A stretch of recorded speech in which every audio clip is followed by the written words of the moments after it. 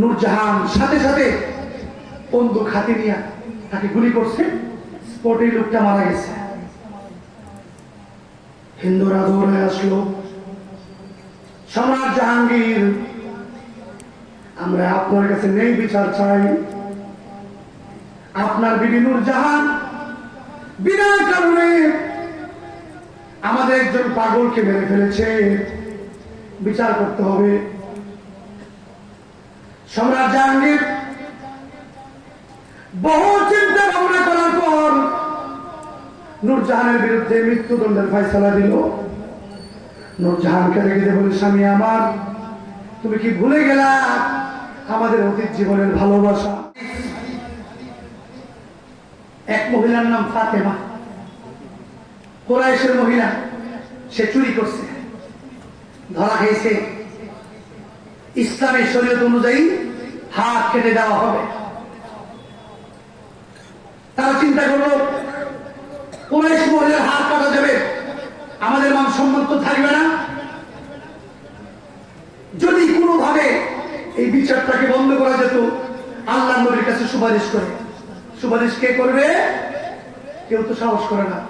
সর্বশেষ ঠিক করলো উসামা বিন যায়েদ রাদিয়াল্লাহু আনহু, কানা হিব্বু রাসূলিল্লাহি সাল্লাল্লাহু আলাইহি ওয়াসাল্লাম।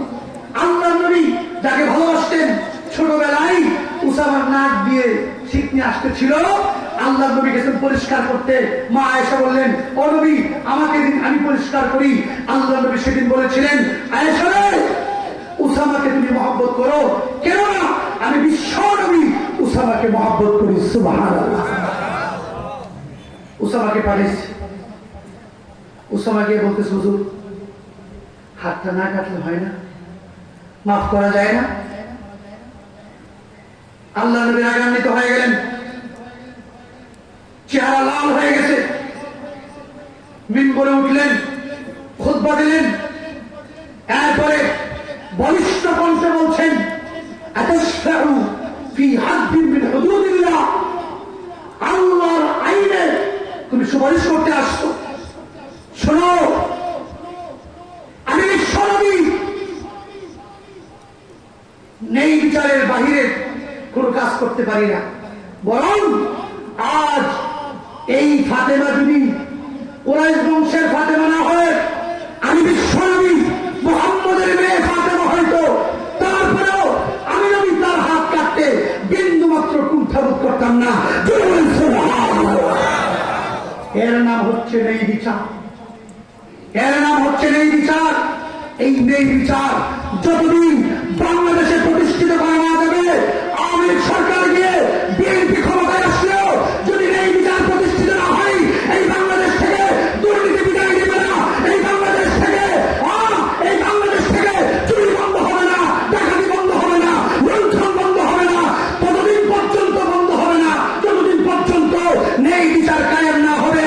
প্রিয় ভাই সব, আমাদের একটাই কথা, একটাই দাবি, এই বাংলাদেশে আমরা আর কোন চোর চুরটাকে দেখতে চাই না।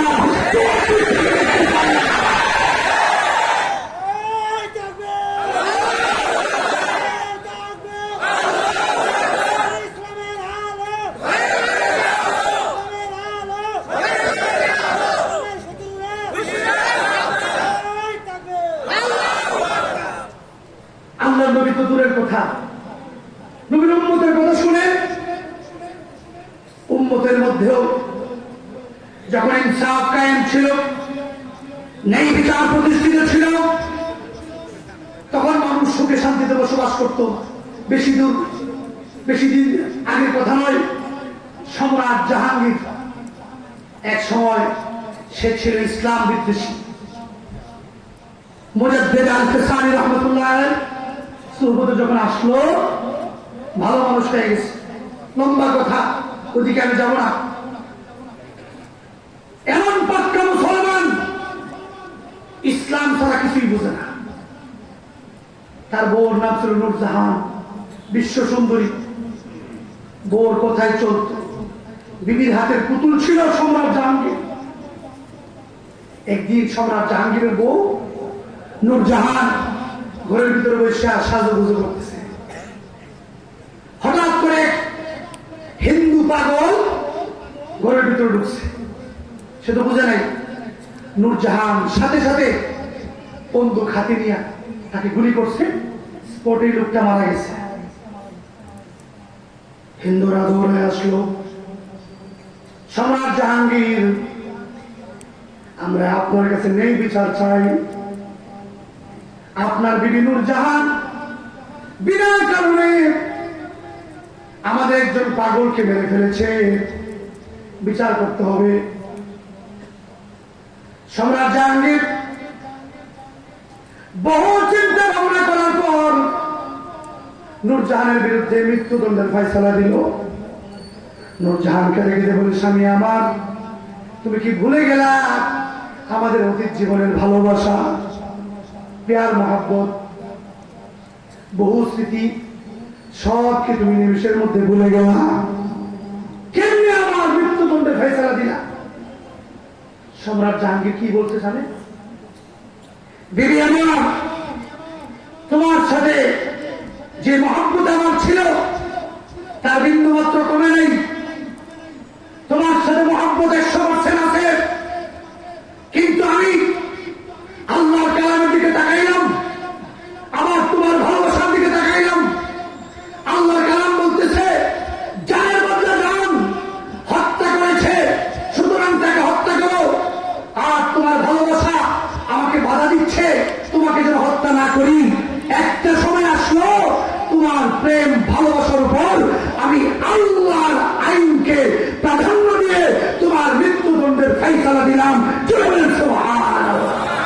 মিয়া, এই দৃশ্য যখন হিন্দুরা দেখলো তখন তারা বলতে লাগলো, ইসলাম এত সুন্দর ধর্ম, ইসলাম এত নিরপেক্ষ ধর্ম, ইসলামের মধ্যে কোনো সম্প্রীতি নাই, ইসলামের মধ্যে কোনো দুর্নীতি নাই।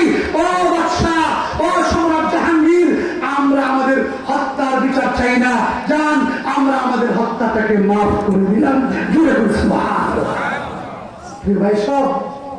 সেই সোনালী দিনগুলো যদি আবার আমাদের মধ্যে ফিরে আসে, বাংলাদেশ সত্যিকার অর্থে সোনার বাংলাদেশ হবে। যতদিন পর্যন্ত নেই বিচার এই বাংলাদেশে কায়েম না হবে, ততদিন পর্যন্ত যতই আন্দোলন করুক না কেন, যতই চেক দেন না কেন, যা কিছু করেন না কেন, এই দেশে শান্তি আসতে পারে না, পারে না, পারে না। কথা কোন ঠিক না রয়েছে? এই বিচারের গুণ ছিল বিশ্বনবীর মধ্যে পুরোপুরি। সময় কম। ঈসা আলাইহিস সালামের মধ্যে ছিল দুনিয়া বিমুখতার গুণ, এটা ছিল বিশ্বনবীর মধ্যে 100%। আমার ভাইয়েরা, হযরত ঈসা আলাইহিস সালাম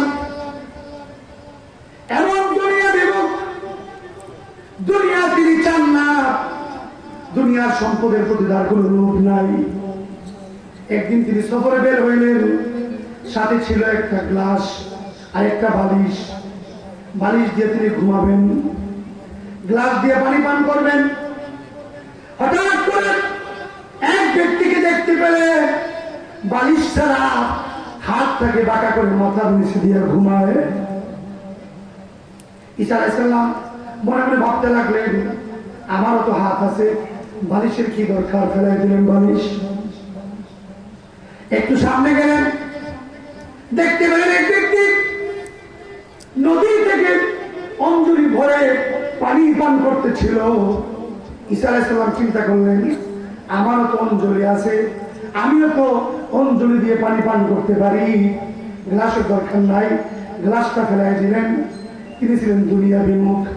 ঈসা আলাইহিস সালাম যে পরিমাণ দুনিয়া বিমুখ ছিলেন, আল্লাহ তাআলা এর চাইতে বহু গুণে বাড়াইয়া বিশ্ব নবীর মধ্যে এই গুণটা রেখে দিয়েছিলেন। জুড়ে জুড়ে বলেন সুবহানাল্লাহ। বিশ্ব নবী দুনিয়া বিমুখতা কি জানেন? তিরমিজির হাদিস, আরাবু আলাইয়া রাব্বি লিয়াজআলানি বাতহা মাক্কা যাহাবা। নবীজি বলেন, আল্লাহ তাআলা আমার কাছে প্রস্তাব দিয়েছে, মক্কার যত খাল বিল আছে, নালা আছে, ড্রেন আছে, সবগুলো স্বর্ণ দিয়ে পরিপূর্ণ করে দেবেন। নবীজি বললেন, লা ইয়া রাব্বি ওয়ালাকিন আসবাহু ইয়াওমান ওয়া আজুউ ইয়াওমা। ও আল্লাহ, আমি বড়লোক হতে চাই না, দুনিয়াদার হতে একদিন খাবো তো আরেকদিন উপোস থাকবো, যেদিন খাবো তোমার শুকরিয়া আদায় করবো, আর যেদিন উপোস থাকবো সেদিন তোমার দরবারে কান্নাকাটি করবো। জোরে বলেন সুবহানাল্লাহ।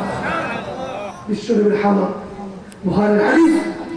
মা আয়েশা বলেন, মা শাবিআ আলু মুহাম্মাদিন মিন খুবজিশ শাঈর ইয়াওমাইন মুতাতাবিআইন।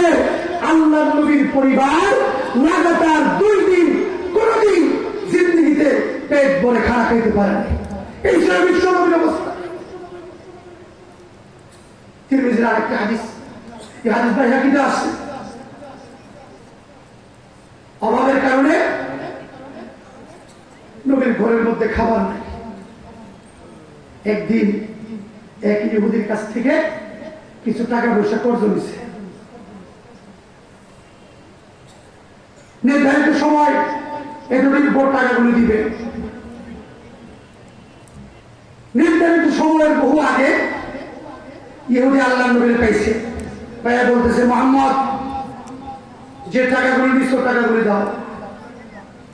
আমরা বলতাম, এই মিয়া টাকা দেওয়ার কি সময় হয়েছে? কিন্তু আল্লাহ নবী দেখেন কত সুন্দর করে বলে, মা ইনদি মা উতিক। আরে ইহুদি, তোমাকে দেওয়ার মতো টাকা আমার কাছে এই মুহূর্তে নাই। কেমনে দেবো, কোত্থেকে দেব? ইহুদি বলতে লাগলো, ইদান লা উফারিকুক, তাহলে তোমাকে আমি ছাড়বো না। হাদিস শরীফে আসছে, আল্লাহ নবীকে আটকায় রাখলো। যোহরের সময় চলে গেল, আসরের সময় চলে গেল, মাগরিব গেল, এশা গেল, পরের দিন ফজর হয়ে গেল। আল্লাহ নবী টাকাও দিতে পারে না, ইহুদি থেকে মুক্তিও পাইতে পারে না। সাহাবায়ে কেরাম রাগে গুসায় বলতেছি, ইয়া রাসূলুল্লাহ, ইহুদি ইয়াহবিসুকা, একটা ইহুদি আপনাকে আটকে রাখবে, সাহস কত? সাহাবায়ে কেরাম ইচ্ছা মতো ইহুদিকে ধমকাইছে। আল্লাহ নবী বললেন, ধমকাই না কেন? সে তো পাওনাদার, সে 2-4 কথা বলতেই পারে, 2-4 কথা বলার অধিকার তার আছে, তোমরা তাকে ধমকাইতে পারো না। ভাই সব হাদিস শরীফ সাক্ষী। ফালাম্মা তারাজ্জালা নাহার, পরের দিন সূর্য যখন ফকফক করে উঠলো, ইহুদি ঘর থেকে বের হয়ে আল্লাহ নবীর সামনে আইসা কালিমা পড়ে মুসলমান হয়ে গেছে। আর বলতেছে, নবী, আপনার সঙ্গে যে আচরণটা আমি করেছি এটা কি জন্য করছি জানেন? তাওরাতে আপনার গুনাহগুলো আমি করেছি। তাওরাত কিতাবে এসেছে, যিনি হলেন বিশ্বনবী, তিনি খারাপ ব্যবহারের পরিবর্তে খারাপ ব্যবহার করবে না, বাজারে চিল্লাচিল্লি করবে না, হই হল্লা করবে না। যিনি হবেন বিশ্বনবী, তার নাম হবে তার নাম হবে মুহাম্মদ, বাবার নাম আব্দুল্লাহ, মার নাম আমেনা, জন্ম নেবে মক্কায়, হিজরত নেবে মদিনায়, তার রাজত্ব চলে যাবে সুদূর মুলকে শাম পর্যন্ত। নবী, আমি আপনার সঙ্গে খারাপ আচরণ করে পরীক্ষা করতে চেয়েছি, আমার খারাপ আচরণের বদলায় আপনিও আমার সঙ্গে খারাপ আচরণ করেন কিনা। নবী, আমি দেখলাম না আপনার মধ্যে খারাপ আচরণ নেই, এই জন্য আমি কালেমা পড়ে মুসলমান হয়ে গেছি। চিন্তার বিষয়, আল্লাহ নবীর ঘরে খাবার নাই, ইহুদির কাছ থেকে ঋণ করছে। চাইলে উহুদ পাহাড় স্বর্ণ হয়ে যেত, চাইলে মক্কার নালাগুলো স্বর্ণ দিয়ে পরিপূর্ণ হয়ে যেত। এরপরেও আল্লাহ নবী দুনিয়ার সম্পদ চান নাই, লাফিয়ে মারছেন। এটা হচ্ছে দুনিয়া বিমুখতা। প্রিয় ভাই সব, আরেকটা হাদিস তো মনে পড়ছে। আল্লাহ নবী একদিন সাহাবায়ে কেরামের সামনে বয়ান করতেছে, হঠাৎ করে একজন লোক আসছে, এসে বলতেছি, ইয়া রাসূলুল্লাহ, আমি ক্ষুধার্ত, আমার খাবারের ব্যবস্থা করেন। আল্লাহ নবী একজন বিবির কাছে পাঠাইলেন, ঘরের মধ্যে খাবার আছে নাকি? বিবি উত্তর দিলেন, লাইসা ইনদি ইল্লা মা, পানি ছাড়া কোনো খাবার নাই। আরেকজন বিবির কাছে পাঠাইলেন, ঘরের মধ্যে খাবার আছে নাকি? দ্বিতীয় বিবি একই উত্তর, পানি ছাড়া আর কোনো খাবার ঘরের মধ্যে নাই। একে একে সব বিবির ঘর থেকে একটু উত্তর আসলো, আমাদের ঘরে পানি ছাড়া আর কোনো খাবার নাই। একটু কল্পনা করেন, পুরুষা এমন একটা ঘর পাইবেন যে ঘরে একদিন কেন মাস কি মাসের খাবার খোরাকি ঘরের মধ্যে জমা করে রাখা হয় নাই। প্রত্যেকের ঘরে গোলা বড়া দাম, প্রত্যেকের অ্যাকাউন্টে হাজার হাজার লক্ষ লক্ষ টাকা। প্রত্যেকটা মানুষ এমন ভাবে নিজেকে ঢেলে সাজাইছে যে বছর কি বছর আয় রুজি রোজগার যদি নাও থাকে, ঘরের মানুষ খাবার না খেয়ে থাকবে না। অথচ আল্লাহ নবী বিশ্বনবী রাহমাতুল্লিল আলামিন প্রত্যেকজন বিবির ঘরে পাঠাইলেন। প্রত্যেক বিবির ঘর থেকে একটাই উত্তর আসছে, আমাদের ঘরে পানি ছাড়া অন্য কোনো খাবার নেই। নবীর জীবন। এরপর নবীজি বললেন, কে আছো? এই লোকটাকে মেহমানদারি করবো। একজন আনসারী সাহাবী দাঁড়িয়েছে, আমি মেহমানদারি করবো। বাসায় নিয়ে গেছে। বাসায় যাওয়ার পর ঘরের মধ্যে শুধুমাত্র বাচ্চার খাবার আছে, আর কোনো খাবার নাই। বিবিকে জিজ্ঞাসা করছে, বউ খাবার আছে না? শুধু বিবি, শুধু বাচ্চার খাবার আছে, অন্য কারোর কোনো খাবার নেই। বলতেছে, বাচ্চার খাবার মেহমানকে খাওয়াই দাও। সুবহানাল্লাহ বলবেন না? আমরা বউ হইলে প্রথমে একটা ধমক দিল, আর কোন কাম পাইছো না। বাড়ির মেহমান নিয়ে আসতো, তোমার শরীরে কোনো আন্দাজ আছে ঘরের মধ্যে যে খাবার নাই? যেমন স্বামী তেমন বিবি। বিবি বলতেছে, কি করতাম? স্বামী বলতেছে, বাচ্চাকে ঘুরায় বেড়ায় ঘুম পাড়ায় দাও। বাচ্চাকে ঘুম পাড়াইছি। বলতেছে, এই বাচ্চার খাবারগুলো মেহমানের সামনে এনে দিবা। মেহমান তো আমাদের ছাড়া খাবে না, আমরা খাইলে তো খাবারগুলো হবে না। সুতরাং একটা কাজ করতে হবে, আমরা যখন খেতে বসবো, তুমি আমাদের ঘরের বাতিটা ঠিক করার বাহানা দিয়া ধাক্কা দিয়ে ফেলাই দিবা, বাতি নিপতে দেব। খাবারের প্লেটে তুমিও হাত দিবা, আমিও হাত দেব। এই হাত উঠাইয়া মুখ পর্যন্ত তুমিও আনবা, আমিও আনবো, কিন্তু এক মুঠা খাবার তুমিও খাবে না, আমিও খাবো না। এইভাবে করে মেহমানকে খানা খাওয়াবে। মেহমানকে মেহমানদারি করছে। পরের দিন আল্লাহ নবীর দরবারে গেলে আল্লাহ নবী বলতেছেন, ও সাহাবী, গত রাত তুমি আর তোমার বিবি কেমন কাজ করেছ? আল্লাহ পাক তোমার প্রতি আর তোমার বিবির প্রতি সন্তুষ্ট হয়ে গেছেন। জুড়ে কোন সুবহানাল্লাহ। আয়াত নাযিল হয়েছে, ইউসিরুনা আলা আনফুসিহিম ওয়ালাউ কানা বিহিম খাসাসা। আর সাহাবীরা তারা মানবতার দৃষ্টান্ত তো তারাই স্থাপন করেছে, নিজে না খায়া অন্যকে খাওয়াইছে, নিজের পেটে পাথর যাচ্ছে, তারপরেও অন্য মানুষের মুখে খাবার তুলে দিয়েছে। এটার নাম হচ্ছে মানবতা। মানবতার যে দৃষ্টান্ত সাহাবায়ে কেরাম স্থাপন করে গেছেন, আল্লাহর নবী স্থাপন করে গেছেন, মানবতার যে দৃষ্টান্ত এদেশের আলেমরা স্থাপন করেছেন, এই দৃষ্টান্ত আলেম ছাড়া, সাহাবায়ে কেরামের অনুসারী ছাড়া অন্য কারো দ্বারা এই পরিমাণ হয় নাই, এই পরিমাণ হয় নাই। কতক্ষণ ঠিক আছে? প্রিয় ভাই, সব আল্লাহ নবী সমস্ত গুণে গুণান্বিত ছিলেন। আল্লাহ করে যার মর্যাদা, তিনি হলেন বিশ্বনবী।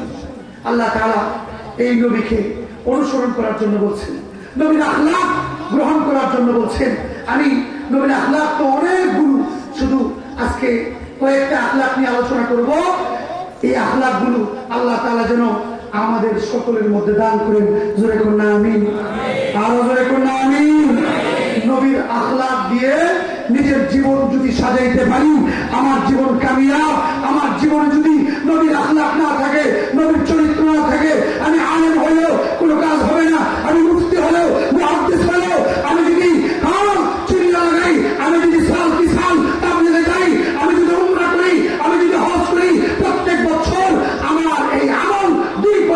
কাজ আসবে না যদি আমি নিজেকে আল্লাহর নবীর আখলাক দিয়ে সাজাইতে না পারি। কথা কোন ঠিক না দেখে? প্রিয় ভাই সব, আল্লাহর নবীর একটা আখলাক হলো শত্রুকে মাফ করে দেওয়া, তাদের কাছ থেকে প্রতিশোধ গ্রহণ না করা। আজকে বাংলাদেশে এই জিনিসটার বড় অভাব দেখা দিচ্ছে।